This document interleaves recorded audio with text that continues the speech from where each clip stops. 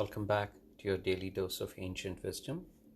We continue our reading of Srimad Bhagavatam Mahapurana, Book 2, Discourse 5, a description of cosmos. Narada said, My obeisance to you, O God of gods, creator of all beings, forefather to all, kindly instruct to me in what wisdom which makes one realize the truth of the Spirit. My Lord, kindly tell me in essence the truth about this universe, as to what its characteristics are, on what is it supported, by whom is it being created, where it ultimately rests, by what powers it is ruled, what it essentially is. You surely know all this, for you are the Lord of that which has come to be, that which is still to come, and that which is coming into existence. Like a fruit of the embolic myrobian on the palm of one's hand, the universe is within the range of your knowledge. What is the source of your special knowledge, and by whom are you supported? To what power do you owe your allegiance, and what is your essential nature? Single-handed, you create all beings out of the 5 elements by dint of your own Maya, wonderful creative energy. Even as a spider spins a web out of his own mouth without any exertion and sports in that web, so do you create all beings in your own self by your own energy and remain unchanged in yourself. Of all that is known through a certain name, form, and qualities in this world, O Lord, I know of nothing animate or inanimate, high or low or mediocre, which has its source in anything other than you. By the fact that even you, the supreme ruler of all, practice austerities, penance with great concentration of mind, you bewilder us and lead us to suspect that there is something higher than you. Omniscient as you are, O ruler of all, I ask you for this. Pray therefore instruct me in such a way I will follow your teachings correctly. Brahma replied, Laudable is this inquiry of yours, dear child, who are full of compassion to all, for you have thereby urged me to reveal the Lord's glory. It is not without truth either that what you have spoken about me, my son, for until one has come to know him who is even greater than me, all this greatness appears as belonging to me. I seem to manifest or bring forth the universe which stands manifested by the self-effluent Lord, much in the same way as the sun and fire, the moon and the other planets, as well as the other stars and the lunar mansions seem to illuminate it, the universe, even though it stands illuminated by the Lord. I bow to the same Lord Vasudeva and meditate to him. Deluded by his Maya, which is so difficult to conquer, people like you speak of me as the Father of the universe. Bewildering by that Maya, fools wantingly speak of the body as their self and all that belongs to it as mine, although this Maya is too shy even to stand the Lord's look. In reality, O divine sage, there is no substance other than Lord Vasudeva, neither the elements nor karma of destiny nor time nor Swabhava, the nature, nor the individual soul. Narayana, Lord Vishnu, is the goal of the Vedas. The gods have sprung from his limbs of Narayana. The sacrifices are meant to please Narayana, and the worlds attained through such sacrifices are so many limbs of Narayana's cosmic body. Narayana is the ultimate object of all yoga, concentration of the mind, All austere penance is intended to propitiate to Narayana. All wisdom is directed towards Narayana, and all paths lead to Narayana. He is at once the seer and the ruler. Though immutable, he is all embracing. It is he who has created me, and encouraged by his glance, I evolve this creation. The Lord is infinite and beyond the three gunas or modes of Prakriti. It is his Maya that has assumed these three gunas, the Sattva, Rajas, and Tamas, for the purpose of creation, preservation, and destruction. Through the agency of the elements, the senses, and the gods presiding over the senses, these gunas or modes of Prakriti bind the individual soul who is subject to Maya, though ever free in essence, with the consciousness that he is the physical body, the senses, and the mind all in one. The selfsame Lord who transcends sense perception envelops himself beyond recognition with the three sleets of matter. He is the ruler of all beings as well as myself, O Narada.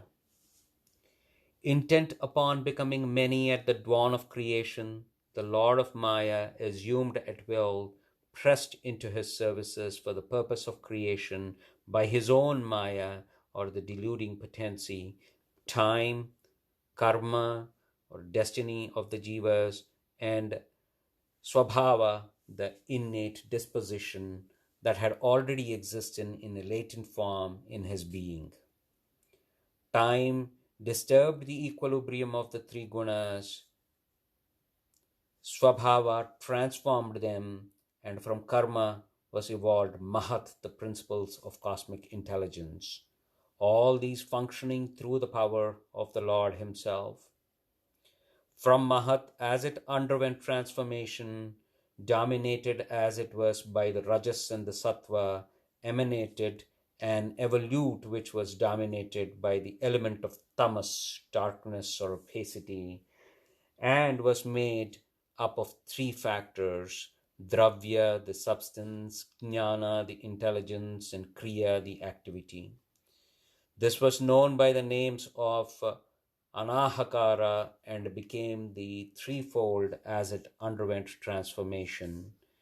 Its three varieties are Vaikarika or Sattvika, and Taijasa, which is Rajasika, and Tamasa, which are severally predominated. O Narada, by the force of Jnana, Kriya, and Dravya, from the Tamasa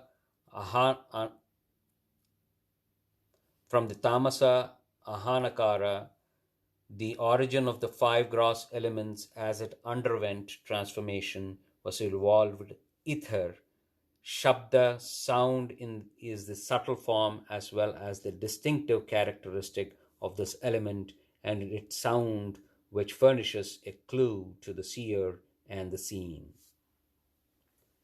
From ether, as it underwent transformation, sprang up the element of air, which is characterized by the quality of touch.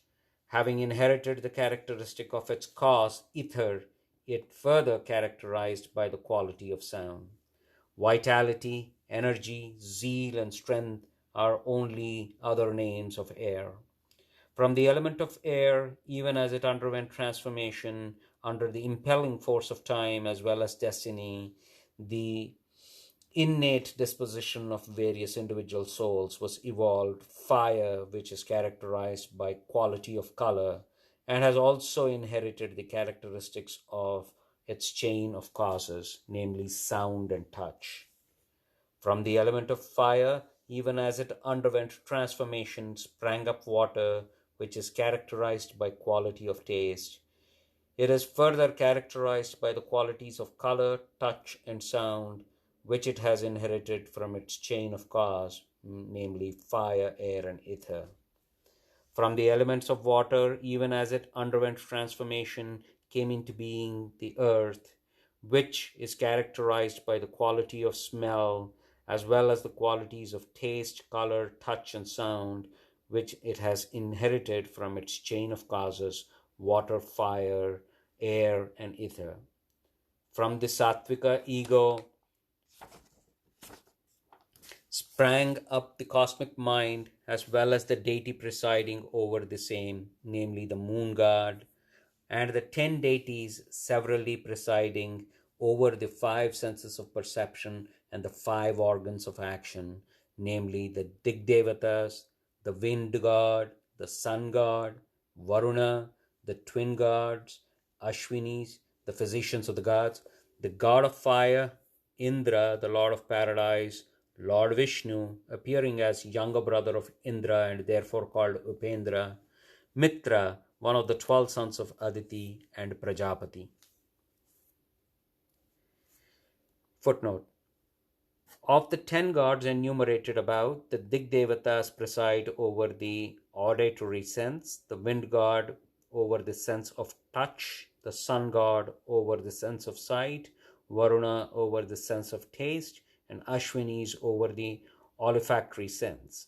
Again, the god of fire presides over the organ of speech, Indra over the hands, Upendra over the feet, Mitra over the organ of excretion, and Brihaspati, the god presiding over the or Prajapati, the god presiding over creation or over the organ of generation. From the Rajasika ego, as it underwent transformation, were evolved 10 indriyas, the five senses of perception, namely the auditory sense, the sense of touch, the sense of sight, the sense of taste, and the olfactory sense, and the five organs of action, namely organs of speech, the hands and feet, the organ of generation, and the organ of excretion. Again, the intellect, which is the faculty of cognition, and prana, the faculty of action, are also the evolutes of Rajasika ego. O Narada, the foremost among the knowers of Brahma, so long as these categories, the gross elements and the indriyas, the mind and the three gunas or modes of Prakriti, remained dissociated, they could not erect a house in the form of a body. Then, urged by God's power, they combined with one another and, assuming between themselves a role of cause and effect, produced both the cosmic and the individual body. The macrocosm, in the form of an egg, lay on the casual waters in a lifeless condition for 1,000 years. With the help of time as well as of the destiny and the innate disposition of the individual souls, however, at the end of this period, the Lord, who is the life giver to all, infused life into this egg. Bursting open that cosmic egg, issued therefrom the Supreme Person, the cosmic being, with thousands of thighs, feet, arms, and eyes, and thousands of faces and heads too.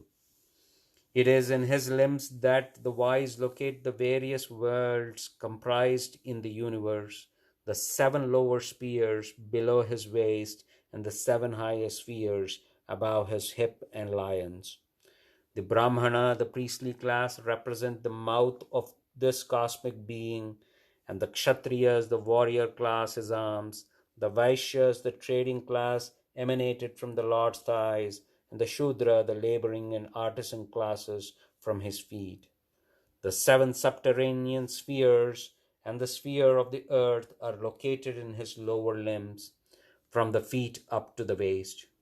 The Bhuvarloka, the space between earth and heaven, is his navel.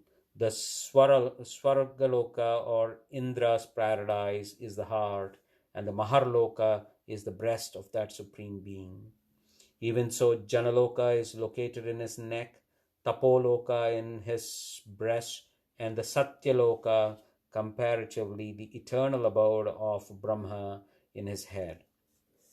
Again, the Atala Loka is located in his waist, the Vitala Loka in his thighs, the holy Sutala Loka, the abode of Prahlada, Bali, and other devotees, as well as the Lord himself, as the divine dwarf in his knees, the Talatala in his shanks. Even so, the Mahatala is located in his ankles, the Rasatala, the forepart of his feet, and the Patala in his soles. In this way, the Supreme Person represents the aggregate of all the 14 worlds. According to another arrangement, the spheres of earth is located in his feet, the Bhuvarloka in his navel, the Swargaloka in his head. This is how the three worlds are located according to this arrangement. Thus ends the fifth discourse in the book 2 of the great and glorious Bhagavata Purana, otherwise known as Paramahamsa Samhita. Thank you.